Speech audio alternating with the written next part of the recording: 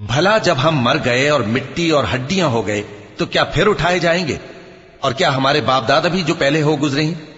کہہ دو کہ ہاں اور تم لوگ ذلیل ہوگے۔ بس وہ تو ایک زور کی آواز ہوگی اور یہ اسی وقت دیکھنے لگیں گے اور کہیں گے ہائے کم بختی ہماری، یہی جزا کا دن ہے۔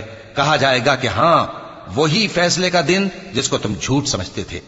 فرشتوں کو حکم ہوگا جو لوگ ظلم کرتے تھے ان کو اور ان کے ہم جنسوں کو اور جن کو وہ پوجا کرتے تھے سب کو جمع کر لو، یعنی جن کو اللہ کے سوا پوجا کرتے تھے، پھر ان کو جہنم کے رستے پر چلا دو اور ان کو ٹھہرائے رکھو کہ ان سے کچھ پوچھنا ہے۔